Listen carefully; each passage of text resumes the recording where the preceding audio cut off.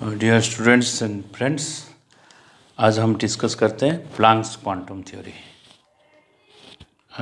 In the year 1900 to 1901 Planck's ने एक theory बताया, उसको बोलते हैं प्लांक्स क्वांटम थ्योरी।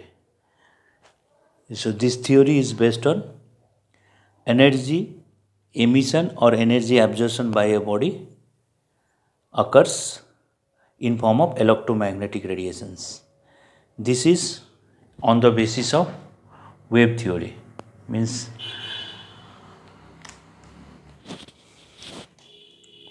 तो main features of Planck's quantum theory,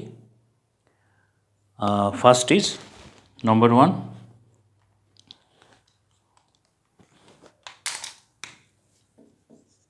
energy emitted or absorbed by a body discontinuously.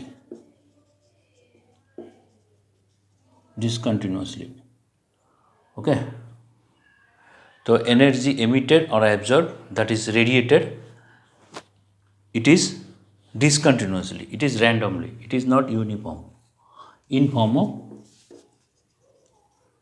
of small packets of energy known as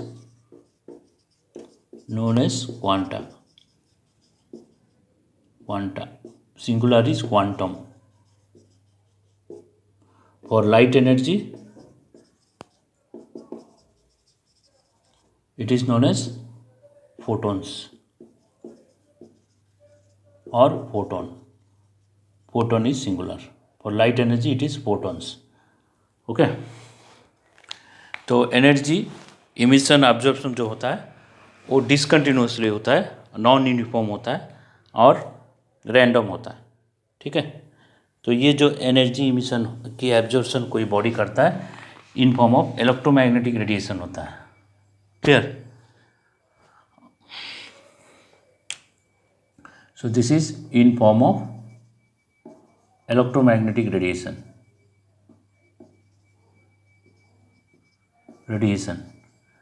and that will be in form of packets of energy, that is called as quanta. तो question ये है कि energy discontinuously कैसे देता है?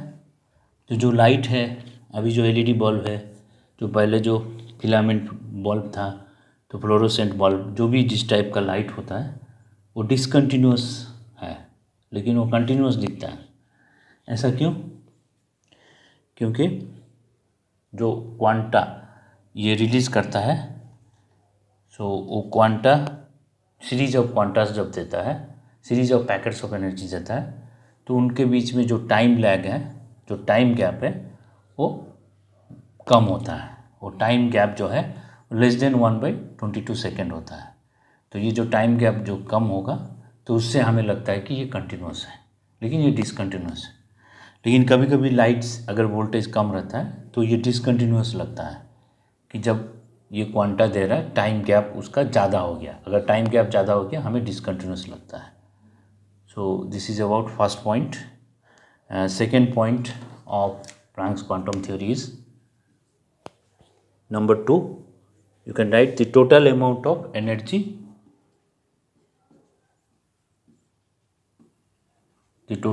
of energy, emitted or absorbed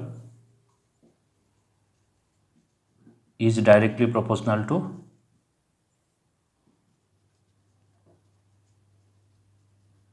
frequency of radiation, right? Frequency of radiation. Clear? तो E is directly proportional to frequency of radiation. और तो अगर डायरेक्टली प्रोपोर्शनल है तो इसको हम लोग एक प्रोपोर्शनलिटी कांस्टेंट मल्टीप्लाई कर सकते हैं h न्यू। h यहाँ पे हो गया प्लांक्स कांस्टेंट, उनके नाम के हिसाब से प्लांक्स कांस्टेंट।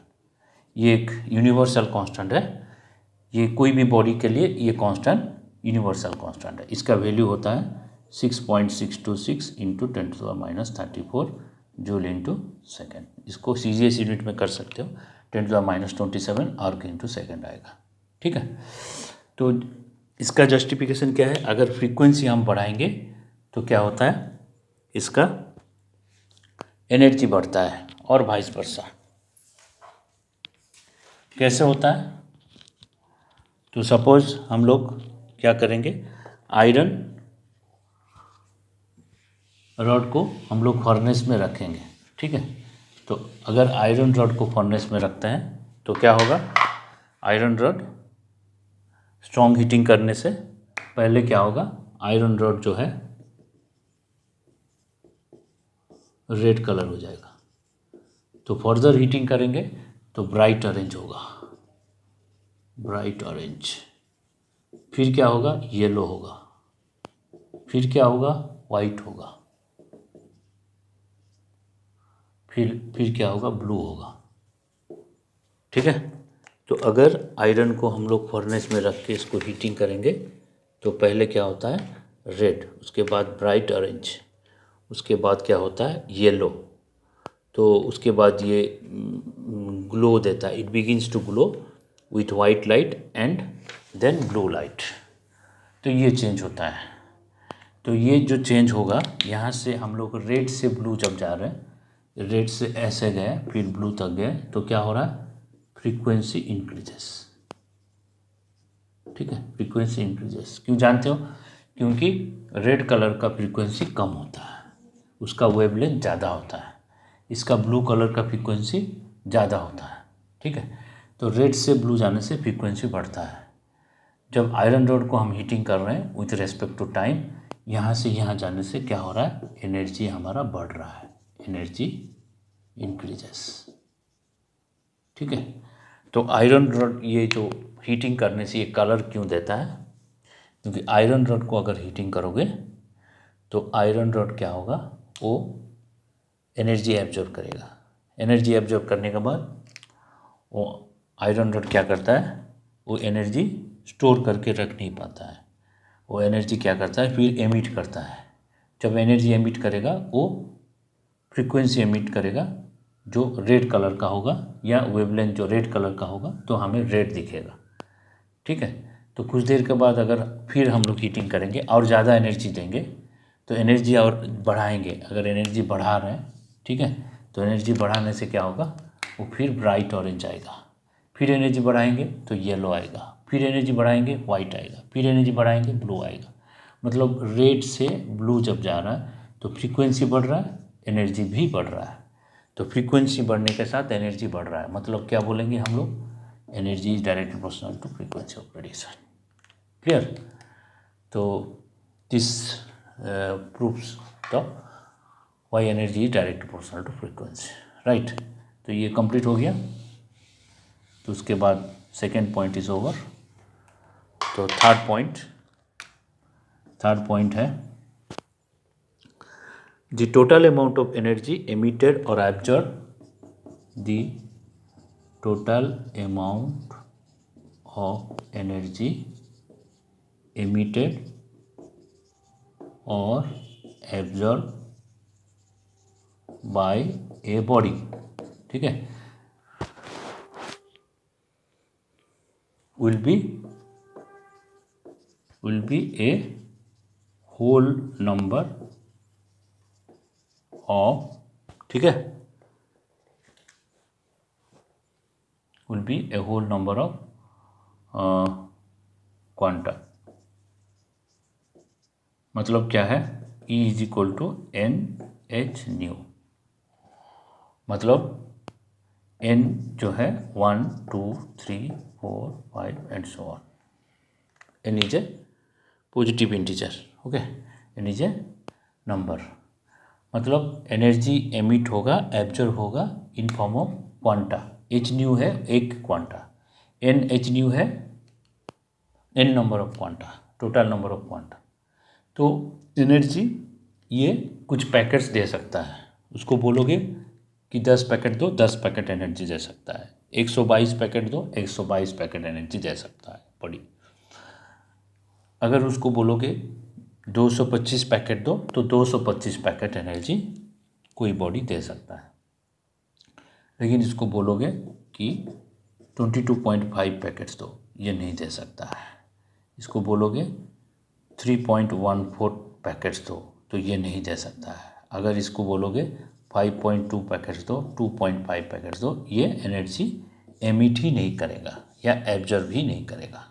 ठीक है, तो ये जो एन होगा वो कुछ पैकेट्स ऑफ एनर्जी होगा। मतलब ये चीज़ है कि ये एक साथ सब एनर्जी दे सकता है या सब एनर्जी ले सकता है या उसमें से कुछ नंबर दे सकता है। लेकिन ये जो एच न्यू जो क्वांटा है या फोटॉन्स है उसका फ्रैक्शन ऑफ एनर्जी ये दे नहीं सकता, ले नहीं सकता। ठीक है, तो इसके बारे में ज़्यादा logical explanation next Bohr's model में पढ़ोगे। ठीक है, तो ये हो गया हमारा प्लैंक्स क्वांटम थ्योरी का formula. E=n into H into new को हम लोग लिख सकते हैं c/λ। ओके, न्यू है फ्रीक्वेंसी ऑफ रेडिएशन, लैम्डा है wavelength of radiation, c is the velocity of light. Right, तो ये उसका फॉर्मूला है। तो इस फॉर्मूला से क्वेश्चंस आता है।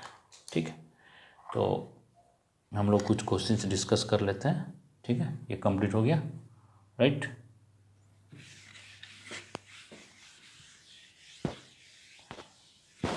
तो एक क्वेश्चन डिस्कस कर लेते हैं।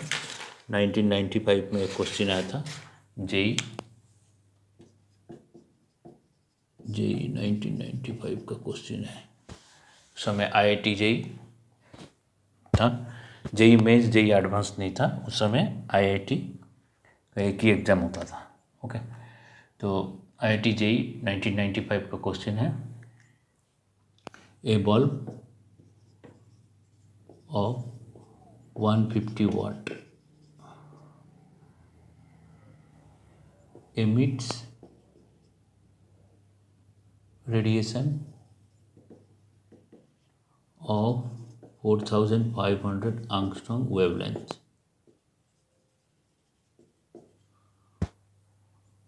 Okay, its light energy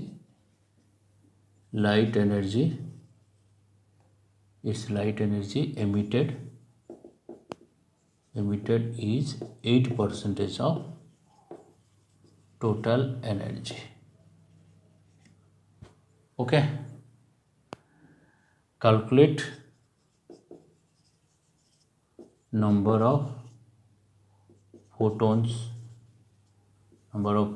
emitted per second। तो इसमें से कितना फोटोन पर सेकेंड निकलेगा। ठीक है, तो ये क्वेश्चन देखते हैं कैसे सॉल्व करेंगे।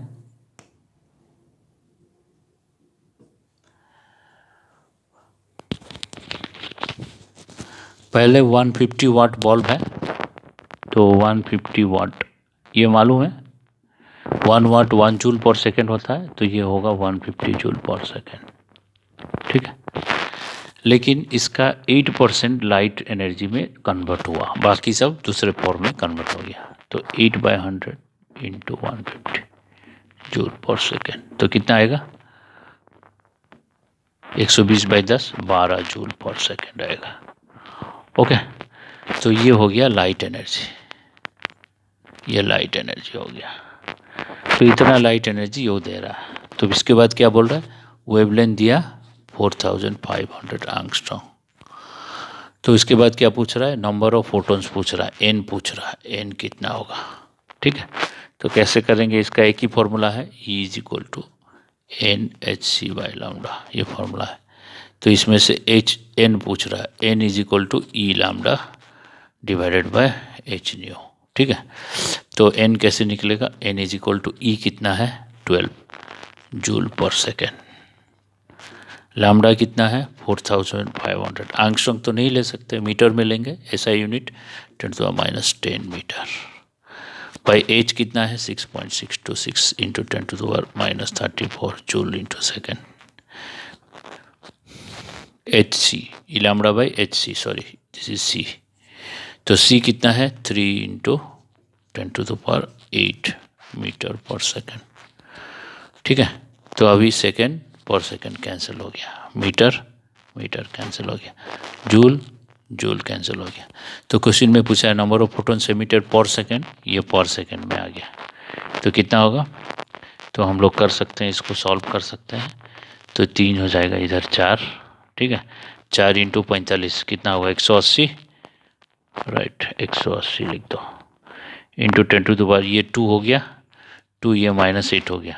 तो यहाँ पे कितना हो गया, -8 है, यहाँ पे +34 हो गया। ये यहाँ पे फिर -8, यहाँ पे +34, ये ऊपर चला गया, -8 हो गया, ठीक है। 180 डिवाइडेड बाय यहाँ पे कितना होगा, 6.626 होगा, ठीक है। तो ये आ गया। तो इसको अप्रोक्सीमेशन हम लोग कर सकते हैं। तो यहाँ पे जो आंसर आएगा 10⁻, कितना आएगा, 34 - 16, 18 आएगा, 18 आएगा। लेकिन यहाँ पे इसको 18 है, तो एक काम करो, 18 डिवाइडेड बाय 6.626 कर दो।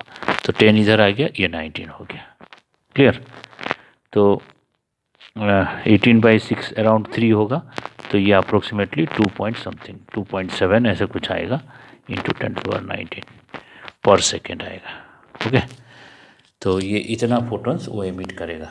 अगर लाइट है तो इतना नंबर ऑफ फोटोन्स, तो इमेजिन कर सकते हो 270 करोड़, 270 करोड़ फोटोन्स एमिट कर सकता है, कितना ज़्यादा है, okay, right then. So thank you. So that's all for today.